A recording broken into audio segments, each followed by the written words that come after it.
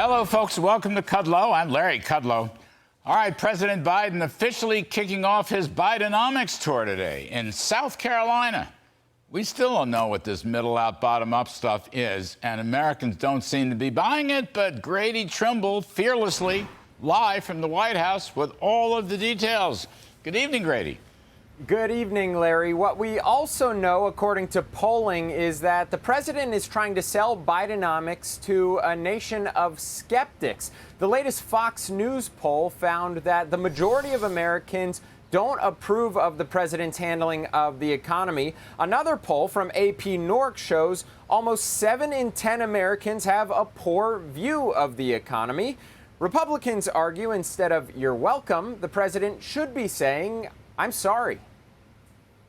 I hope he's going to start his apology tour here in South Carolina, because what the president wants the American people to do is to believe what he says and not what we see with our own eyes. A key manufacturing gauge from the Institute for Supply Management shows manufacturing is at its lowest level since May of 2020, right in the middle of the pandemic. But the White House says we're experiencing a manufacturing boom. At a facility in South Carolina today, President Biden touted 600 new green energy manufacturing jobs as proof. Trickle-down economics has failed the country for decades. We've attracted $500 billion, $497 billion in private investment in American manufacturing, both here and around the world. It's historic, and it's Bidenomics in action. Republicans, on the other hand, argue Bidenomics is characterized by high inflation, higher interest rates, and more regulation. Republicans, Larry, say that trickle-down economics does work, as I know you say as well. Larry? Well, we call it supply side, but your basic thrust is correct. Grady Trimble, thank you very much for that illuminating report. So, folks, I really hate to say it, but Joe Biden's Bidenomics is really a lot of Biden baloney. I don't mean to be personally disrespectful, but the man's incapable of telling the truth about the poor state of the American economy. Now, to quote my hero, President Abe Lincoln, quote, "You can fool all people some of the time and some people all the time, but you can never fool all people all the time," okay? The AP Norc University Chicago poll shows only 30% of Americans believe the economy is good. 69% believe it to be poor. Another poll from the Democracy Institute showed only 26% approve of Joe Biden's handling of the economy, while 63% disapprove. Now, what is so baffling about Mr. Biden's recent economic speeches is his emphasis on manufacturing.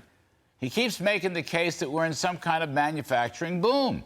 But the numbers show we're in a manufacturing recession. Global manufacturing is in contraction, especially in the United States. Now, hat tip to my pal Peter Bookvar on Substack, who writes the June S&P Global Manufacturing PMI was 48.8. That's the lowest of the year and below 50 for the 10th straight month. Meanwhile, the June U.S. ISM for manufacturing that was out Monday was under 50 for the 8th straight month. Meanwhile, manufacturing production in May was down 0.3%. Business equipment production, which is the key to manufacturing and probably one of the absolute vital economic indicators, well, that's been negative for 2 of the past 3 months. Now, we checked on Mr. Biden's boast that the construction of new manufacturing is booming, up by something like $500 billion, depending on which speech he gives in whatever town he happens to give it. So we checked. And you know what? In inflation-adjusted terms, the accompanying chart shows real private investment was no better than it was back in 2015, 8 years ago. And it has barely recovered in the most recent business cycle. Look at that chart. I don't know where the president gets this stuff. Look at the red line, okay? Now, wait a second. He's phoning up the numbers. He's using nominal construction. But that's because he's in complete denial about Bidenflation. It's a bottomless Pinocchio. And he keeps saying it. Of course, in his speech today, he repeated the original bottomless Pinocchio. That is, he cut the budget deficit by $1.7 trillion.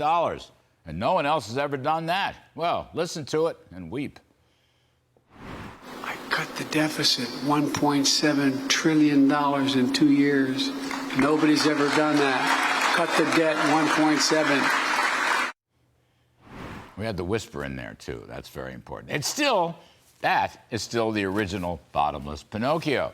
Because actually, he spent $6 trillion, which generated a huge inflation. And that inflation continues to this very day. You know, Bidenflation overshadows Bidenomics. That's the man's problem. The level of consumer prices has increased nearly 16% since he came into office. The most recent core CPI report is running 5.3% ahead of last year. The Cleveland Fed's median CPI is still 6.7%. And meanwhile, in Mr. Biden's first full year in office, that's 2022, plus the first half of 23, has produced an average real GDP growth of 1.3% at an annual rate. That isn't growth, that's stagnation, combined with high inflation. And on top of all that, real wages under Bidenomics continues to slump 26 straight months for an average decline of 2.1%. These are reasons why Bidenomics have failed.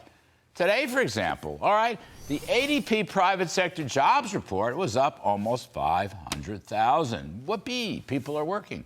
But the stock market cracked by nearly 400 points because people fear inflation. They're worried that more jobs causes inflation. That means the Fed will keep raising interest rates. And you know what? All of that syndrome represents a total lack of confidence in Bidenomics. That's what it is. Now, I have no idea if the ADP report is accurate or what tomorrow's official BLS jobs report will bring. I don't know. But stocks would not fear more folks working if we had confidence in a low inflation future, or in limited government, or with minimal regulations and low tax rates. But wait a minute, that's Reaganomics or Trumponomics. It sure ain't Bidenomics. And that's my riff. Oh my goodness.